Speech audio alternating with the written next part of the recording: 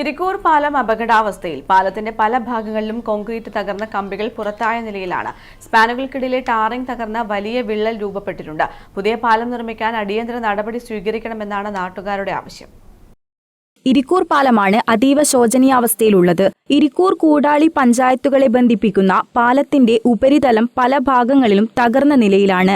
സ്പാനുകൾക്കിടയിലെ tarring തകർന്ന് വലിയ വിള്ളൽ രൂപപ്പെട്ടിട്ടുണ്ട്. കൈവരികൾ ഉൾപ്പെടെ പല ഭാഗങ്ങളിലെയും കോൺക്രീറ്റുകൾ തകർന്ന് കമ്പികൾ പുറത്തായിട്ടുമുണ്ട്. ഭാരമുള്ള വാഹനങ്ങൾ കടന്നുപോകുമ്പോൾ പാലത്തിന് കുലുക്കം അനുഭവപ്പെടുന്നതായി പ്രദേശവാസികൾ പറയുന്നു.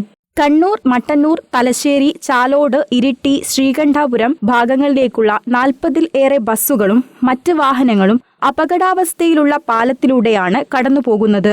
പയ്യാവൂർ, ഏരുവേശി, ശ്രീകണ്ഠാപുരം, ചെങ്ങളായി ഉൾപ്പെടെ മലയോര മേഖലയിലുള്ളവർ കണ്ണൂർ രാജ്യാന്തര വിമാനത്താവളത്തിലേക്കും ഇരിക്കൂർ പാലത്തെയാണ് ആശ്രയിക്കുന്നത്. കഴിഞ്ഞ ബജറ്റിൽ പുതിയ പാലം നിർമ്മാണത്തിന് തുക അനുവദിക്കുമെന്ന് നാട്ടുകാർ പ്രതീക്ഷിച്ചെങ്കിലും അതുണ്ടായില്ല. കേന്ദ്ര സർക്കാരിന്റെ സഹായത്തോടെയുള്ള സേതുബദൽ പദ്ധതിയിലോ മറ്റേതെങ്കിലും പദ്ധതിയിലോ ഉൾപ്പെടുത്തി പുതിയ പാലം നിർമ്മിക്കാൻ അടിയന്തര നടപടി സ്വീകരിക്കണമെന്നാണ് ഇരിക്കൂർ ഗ്രാമപഞ്ചായത്തും ആവശ്യപ്പെടുന്നത്. ഇരിക്കൂർ പഞ്ചായത്തിനെയും കൂടാളി പഞ്ചായത്തിനെയും ബന്ധിപ്പിക്കുന്ന ഏക പാലമാണ് ഇരിക്കൂർ പാലം. 70 വർഷത്തോളം പഴക്കമുള്ള പാലമാണിത്.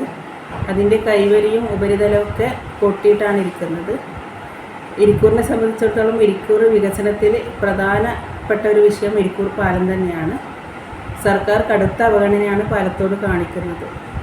2 വർഷമായി ടോക്കൺ എമൗണ്ട് മാത്രമാണ് വെച്ചിട്ടുള്ളത്. അതുകൊണ്ട് തന്നെ പാലത്തിൻ്റെ പണിയൊന്നും തുടങ്ങാൻ പറ്റാത്ത അവസ്ഥയാണുള്ളത്.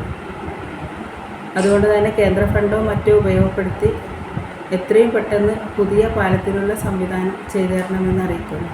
News bureau, Irikkur.